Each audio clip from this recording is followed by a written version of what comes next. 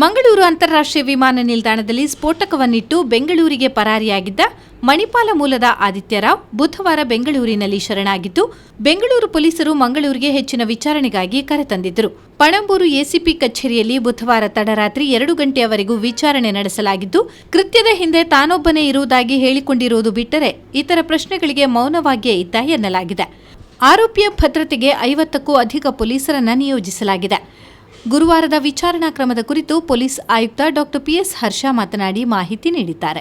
ನಮ್ಮ ಬಳಿ ಇದ್ದ ಸಿಸಿಟಿವಿ ಫುಟೇಜ್, ಫೋಟೋಸ್ ಹಾಗೂ ಇತರೆ ಸಾಕ್ಷ್ಯಗಳನ್ನ ತಾಳೆ ಹಾಕಿ ನೋಡಿ ಈ ಪ್ರಕರಣದ ಆರೋಪಿ ಇವನೇ ಎಂದು ಖಾತ್ರಿಪಡಿಸಿಕೊಂಡು ನಂತರ ಈತನನ್ನು ದಸ್ತಗಿರಿಗೆ ಒಳಪಡಿಸಿರುತ್ತಾರೆ. ಈ ವ್ಯಕ್ತಿನ ದಸ್ತಗಿರಿಗೆ ಒಳಪಡಿಸಿ ಬೆಂಗಳೂರಿನ ಮಾನ್ಯ ಮೊದಲನೇ ACMM ನ್ಯಾಯಾಲಯದ ಮುಂದೆ ಹಾಜರುಪಡಿಸಿ ಮಾನ್ಯ ನ್ಯಾಯಾಲಯವನ್ನು ಈತನನ್ನು ಜ್ಯೂರಿಸ್ಡಿಕ್ಷನಲ್ ಕೋರ್ಟ್, ಮಂಗಳೂರಿನ ಜ್ಯೂರಿಸ್ಡಿಕ್ಷನಲ್ ಕೋರ್ಟ್ ಮುಂದೆ ಹಾಜರುಪಡಿಸಲು ಟ್ರಾನ್ಸಿಟ್ ವಾರೆಂಟ್ ಬಗ್ಗೆ ಕೋರಿಕೆಯನ್ನು ನ್ಯಾಯಾಲಯಕ್ಕೆ ಭಿನ್ನವಿಸಿಕೊಂಡಾಗ ಮಾನ್ಯ ನ್ಯಾಯಾಲಯವು ಟ್ರಾನ್ಸಿಟ್ ವಾರೆಂಟ್ನ ಅನುಮೋದಿಸಿ ಆದೇಶಿಸಿ ಆ ಹಿನ್ನೆಲೆಯಲ್ಲಿ ಈತನನ್ನು ಪೊಲೀಸ್ ಪಹರೆಯಲ್ಲಿ ಮಂಗಳೂರಿಗೆ ಕರೆತರಲಾಯಿತು.